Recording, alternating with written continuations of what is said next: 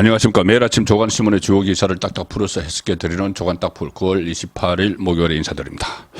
오늘 아침 신문의 일면 톱 그리고 주요 기사는 일제히 이재명 영장 기각 소식입니다. 어제 새벽에 2시가 넘어서 이 영장이 기각됐기 때문에 어제자 조간신문은 다루지를 못했죠. 그래서 오늘 심층 분석한 기사들이 많이 나와 있는데 그 중에는 좀 씁쓸한 이런 기사도 있습니다. 이재명이 한 10살쯤 어린 판사 앞에서 거의 뭐 업소를 하면서 눈물을 흘리면서 뭐 한번 살려달라고 뭐 직접 말은 그렇게 하지 않았지만은 사실상 그런 뉘앙스로 호소를 했다. 최후 진술에서 그런 기사도 잠시 후에 소개를 드리겠습니다. 일단 조선일보와 중앙일보 톱 기사입니다.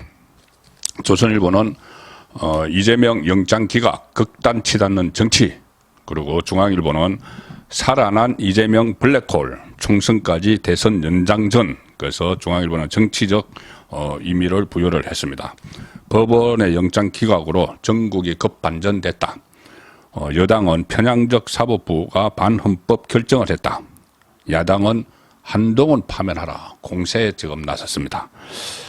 그래서 앞으로 대법원장 이 임명 표결도 이재명의 사법 리스크 때문에 뒤로 미뤄졌죠. 자, 그런 문제를 놓고 극한 대치가 예상이 된다. 이 민주당이 지금 대통령 사과하라, 또 한동훈 파면하라 하고 있죠.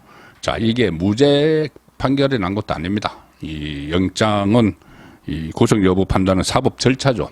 한동훈 장관도 이야기했듯이 수사의 한 과정인데 마치 뭐 무죄 판결을 받은 것처럼 윤석열 대통령이 사과하고 한동훈 장관을 파면하라, 이런 억지 조장을 하고 있는 겁니다. 자, 여기에 대해서 김기현 대표가 이런 말을 합니다. 김기현 대표도 판사 출신이죠. 그런데 어제 판사 한 사람이 정말 엄청난 일을 저질러 놨습니다. 김기현 판사 출신인데 이렇게 이야기합니다. 양심이 있는 의원들의 결단, 정치 심폐소생술로 어렵게 살려낸 정의가 김명수 체제가 만들어 놓은 편향적 사법부의 반국민적, 반역사적, 반헌법적 결정에 의해 질식당해버렸다. 양심 있는 의원들의 결단, 이것은 국회에서 방탄을 쳤는데 체포동의안을 가결시킨 일을 이야기하는 것이죠. 자, 그렇게 해서 겨우 심폐소생술처럼 정의를 살려내놨는데 이 편향적 사법부, 자, 근데 사실 사법부 이렇게 불러도 되는지 지금 민주당에서는 사법부의 올바른 판단 그렇게 이야기하고, 이재명도 사법부에 감사드린다 이런데, 이 판사 한 사람이 사법부로 이 상정이 돼도 되는지, 상당히 편향적인 그 유창훈 한 사람이 사법부를 대표하는 것인지 참 의문스럽습니다. 자, 그 유창훈에 대해서는 어제 제가 말씀드렸듯이 이 사전 각본설 미리 다 짜놓고 이 판결을 내렸다. 그리고 배우설, 본인이 권순일 나왔는데 권순일 이재명으로 이어지는 배우가 있는 것 아닌가, 이런 이야기까지 나오는데 심사 막바지에, 영장 실질 심사 막바지에 이재명이 사전에 뭐 그런 그 각본이 있었는지, 뭐 배우를 뭐 그런 알고 있었는지 모르겠지만 사전에 그 영장 실질 심사 막판에 이 유창훈이 최후 진술 기회를 주니까 거의 업소를 하면서 나 좀 살려달라는 식으로 이야기를 했다는 기사가 있습니다. 그러니까는 사전 각본 배우설이 사실이라면은 이미 기각을 하기로 유창훈은 마음을 먹은 상황이죠. 자, 그 상황에서 이재명이 마지막 세기를 박는 그런 발언을 했다는 것이 조선일보에서 단독 기사로 나와 있습니다. 자, 조선일보 3면 기사입니다. 이 법조계에서는 일단 판사가 결론을 정해놓은 듯하다, 이런 그 말이 나오는 가운데, 자, 조선일보 3면 기사는 최후 진술 때 목맨 이재명 판사 마음 움직였나? 형이 모두 선고되면 50년 받을 것이다. 판사님 결정이 저의 운명을 결정한다. 구속면에 방어하게 해달라 호소. 이렇게 중간 제목입니다. 지금 이 법조계 주변에서도 이미 유창훈이 결론을 정해놓은 것 정해놓고 심리를 진행을 한 것 같아. 그러니까 사전 각본설이죠. 이 이야기가 나오고 있는 상황에서 이재명이 세기를 박는 그런 장면이 그대로 취재가 됐습니다. 이 비공개를 했는데 기자 양은경 기자, 조선일보 양은경 기자는 이 변호사입니다. 변호사로 조선일보 법조기자인데 그 이야기를 취재를 해서 그 조선일보 3면에 실었습니다. 실질심사에서 이재명이 이렇게 이야기를 했다고 합니다. 판사님의 결정이 저의 운명을 결정한다. 딱 하나만 부탁한다. 구속되지 않은 상태에서 방어만 할 수 있게 해달라. 그리고 이재명이 최후 진술에서 한 말입니다. 이렇게 이어집니다. 수사받고 있는 사건에 대해 형이 모두 선고되면 한 50년은 받을 것이다. 자기가 내가 죽지 않는 한 끊임없이 반복될 수사다. 이런 이야기까지 했습니다. 검찰의 구속영장에 36년 이상형 그리고 무기징역까지도 갈 수 있다. 그런 범죄 혐의가 있다. 이 이야기를 했죠. 그걸 가지고 이렇게 받아치는 겁니다. 형이 모두 선고되면 한 50년이 될 거고 내가 죽지 않으면 끊임없이 반복된다. 이 막 감성에 호소를 하는 거죠. 그리고 이렇게도 이야기합니다. 판사님의 결정이 저의 운명을 정한다. 저의 운명을 정한다. 그런데 자기 운명뿐이 아니고 이런 말도 합니다. 판사님의 결정이 나라를 왼쪽으로 문을 열 것인지 오른쪽으로 문을 열 것인지 그런 운명이 결정되는 일이다. 나라를 왼쪽으로 문 열 것인지 오른쪽으로 문 열 것인지 이거 누가 봐도 좌파, 우파 이 이야기죠. 그러니까 이 앞으로 나라가 좌파 노선으로 가야 된다. 그걸 판사한테 하고 이야기를 하고 있는 겁니다. 최후 진술에서. 지금 좌파 사건, 그러니까 이 유창훈이 이 좌파 사건에 대해서 기각을 많이 했다는 말씀 제가 들었죠. 그리고 보도도 다 되고 있습니다. 특히 이재명 주변의 사람들은 많이 기각을 했는데 그걸 지금 염두에 두고 이재명이 판사에게 이야기를 하는 거죠. 나라 문을 좌파 쪽으로 열 것이냐 우파 쪽으로 열 것이냐 그걸 결정을 해야 된다. 당신이. 나를 풀어줘야지 좌파 쪽으로 문을 연다. 이 이야기를 법원에서 하는 겁니다. 그걸 또 그대로 유창훈이 받아들여서 자기가 최종적으로 기각을 하기로 해놓고 그 결심을 굳히는 그런 말로 받아들였다는 거죠. 이런 말을 했습니다. 이재명이 판사한테 한 10살 어린 판사한테 딱 하나만 부탁하는데 방어만 할 수 있게 해달라.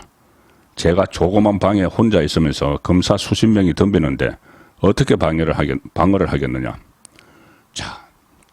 이렇게 감정에 호소하는 이재명의 최후 진술에 대해 최후 진술이 나오니까 그 안에 있던 법정에 있던 검사들도 긴장했다. 왜 그러냐면은 그 전까지 이 영장실질심사 분위기는 이재명이 몰리는 쪽이었다. 검사들한테 막 몰리는 쪽이었죠. 완전히 몰려고 판사도 정말 아무리 풀어주고 싶어도 정말 일방적으로 이렇게 몰려서 좀 헷갈려 하는데 이게 막 이런 식으로 당신이 내 운명은 물론이고 나라의 운명을 정해야 된다.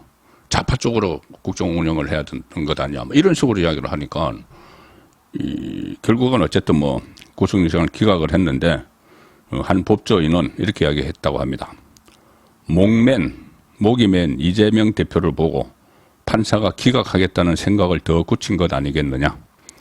판사가 결론은 미리 정해놓긴 정해놨는데 이재명이 그렇게 거의 울먹이니까 더 결심을 굳힌 것 아니겠느냐.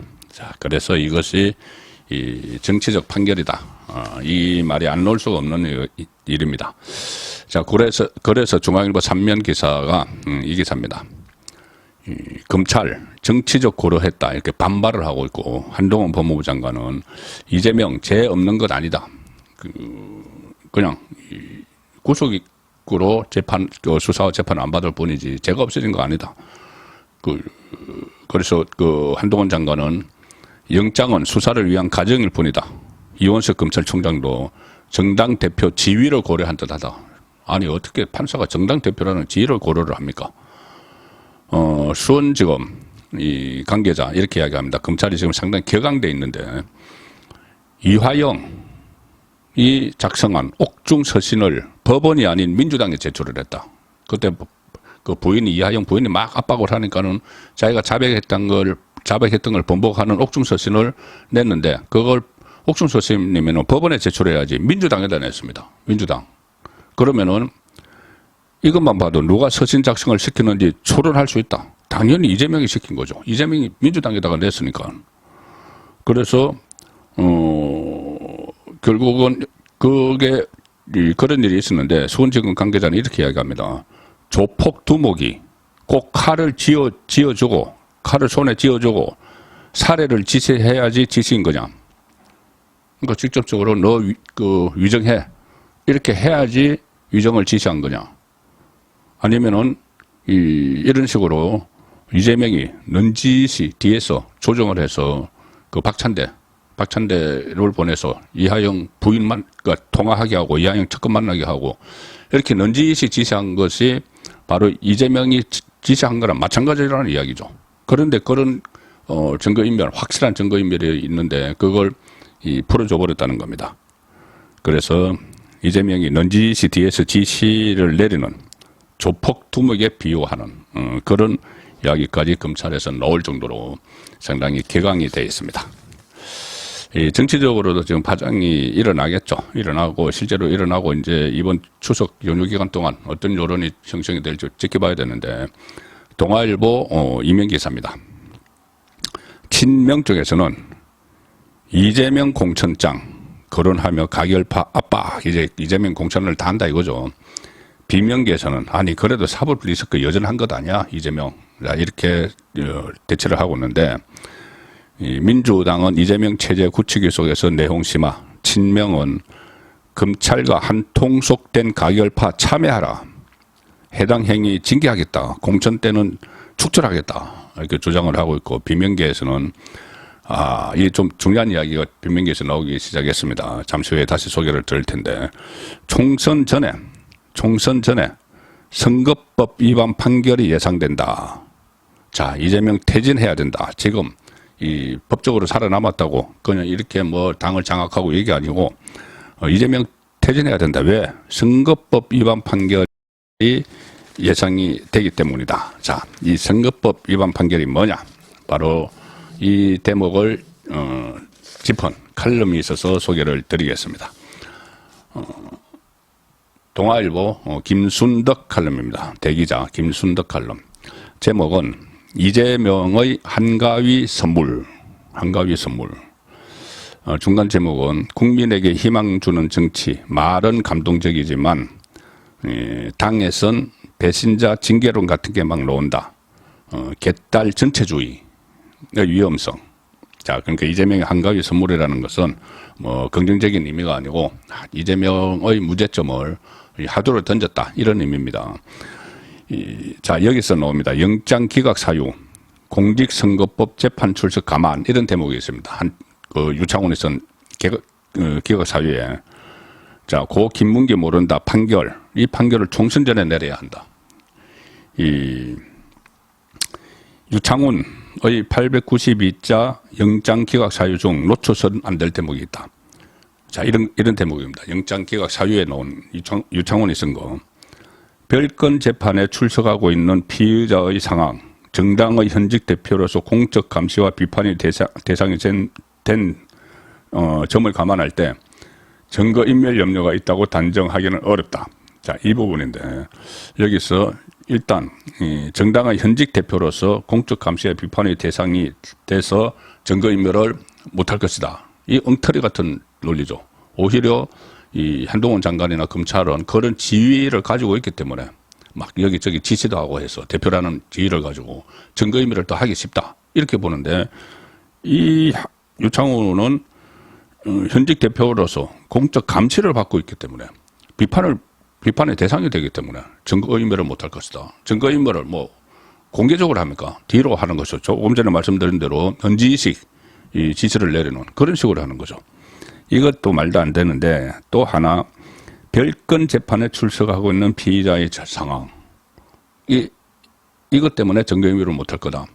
재판에 불려다니니까 증거인멸을 할 시간이 틈이 없을 것이다. 그 이야기인데, 자, 여기에 대해서 김천도 칼럼은 이렇게 씁니다. 이 별건 재판은 이재명이 3월부터 받고 있는 공직선거법 위반 관련 재판을 말한다. 대선 후보 시절인 2021년 12월에 방송 인터뷰에서 대장동 사업 수사 중 숨진 채 발견된 고 김문기 성남도시개발공사 개발 1처장에 대해 성남시장 재직 때는 알지 못했다. 이게 허위사실 공표 혐의로 불구속 기소됐죠. 자, 이것과 또 하나 백현동 개발에 대해서 국토부에 압력이 있었다. 그 가짜 거짓말에서 기소가 돼서 이 재판인데, 이 재판이 1심 판결에서 벌금 100만 원 이상의 형이 나오면 최종이 형이 일단 1심 판결에서만 나와도 이게 만약에 대법원에서 최종 확정되면은 민주당은 선거 과정에서 정부로부터 지원받은 금액 434억 원을 당사를 팔아서라도 반납해야 한다. 이재명은 향후 5년간 선거에 출마할 수 없다. 자, 이 상황인데 이재명 이원직도 다 날아가죠. 그런데 최종 확정까지는 안 가더라도 대법원까지 가려면 시간이 많이 남아있으니까는 1심에서 100만 원 이상이 나오면은 이런 당대표를 지금 아무것도 할 수 없는 당대표, 뭐 다음 대선에도 출마하지 못하는 당대표, 국회의원 배지 다 나가게 돼 있는 당대표를 제1야당이 언제까지 떠안고 갈 것인지 민주당은 냉철하게 판단해야 할 것이다. 1심 판결만 나와도 앞으로 뭐 이재명에 대해서 희망이 없어질 가능성이 굉장히 높아지는 거죠. 그래서 재판부는 속히 판결하기 바란다. 민주당이 자격 없는 당대표의 총선 공천장을 받는 일은 없도록 해야 한다. 자, 이 선거법 재판 그동안 질질 김명수 체제에서 끌어왔는데 이것을 신속히 또 해 나가야 될 그런 과제가 생겼습니다.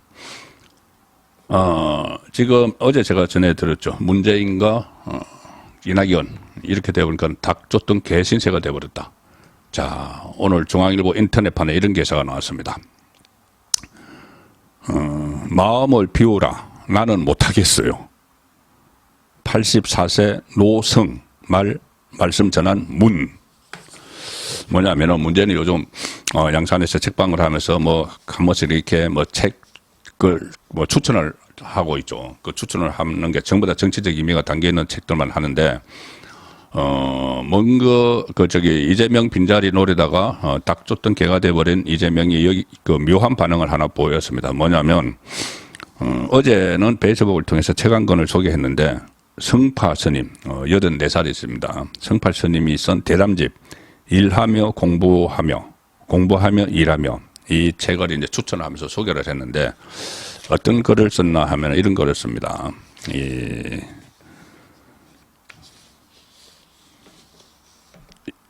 스님의 말씀을 그대로 옮긴다 이렇게 하면서 이렇게 씁니다. 무소유라, 욕심을 내려놓으라, 마음을 비우라. 모두 좋은 말들인데 나는 그렇게 못하겠어요. 나는 지금도 하고 싶은 일이 너무 많아요. 내가 일을 할 수 있을 때까지는 안 해본 일을 계속 시도해보고 싶은 욕심이 있어요. 나는 욕심이 큰 도적이죠. 대적입니다. 뭐 이런 이 스님의 말씀을 소개를 했습니다. 자, 그런데 이게 묘하게 이재명 자기 생각을 표현한 것처럼 들리죠. 욕심을 내려놓지 못하겠다. 계속 뭐 시도해보고 싶은 욕심이 있다. 자, 그리고 자기 생각을, 자기 말을 이렇게 적습니다. 문재인이. 누구나 스님처럼 살 수는 없을 것이다. 그러나 우리도 살아가면서 공부하면서 살아간다는 생각을 하면서 살아갈 수 있다. 또한 우리도 마음속에 선한 욕심 하나는 품으면서 살 수 있지 않을까. 자, 선한 욕심 하나. 자, 이 욕심, 이 본인은 뭐 선문답을 하는 것처럼 이야기했지만은 지금 상황에 대입을 해보면은 본인의 정치 재개 욕심을 이야기한다. 이렇게도 풀이가 충분히 가능합니다. 시점이 묘하게 딱 맞아 떨어지기 때문입니다. 자, 마지막으로 소개해드릴 기사입니다. 최근에 길을 다니시다 보면은 정치 현수막이 상당히 많이 있죠. 그 정치 현수막에 대해서 짚은 그 기사입니다. 사이먼 톱인데 동아일보 사이먼 톱입니다. 추석 거리에 총선 현수막 공해 100m 안에 22개 득지득지, 서울 마포구 대흥동에서 마포세무서 앞 사거리까지 100m 안에 22개 득지득지 붙어 있다. 자, 이 지자체 허가 대상에서 제외되면서 난립이 됐습니다. 국회에서 그 법안을 통과시켰죠. 자기들 현수막 막 걸려고.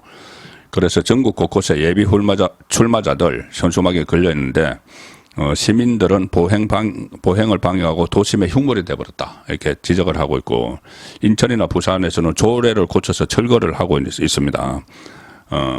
전문가들은 총선을 앞두고 갈수록 현수막 공해가 심각성을 더할 것으로 예상되니 국회가 이 법을 만들었죠. 결자 해제 차원에서 해법을 찾아야 한다. 자, 이런 지적을 하고 있습니다. 추석 연휴 첫날 9월 28일 보내드린 조간 딱풀이었습니다.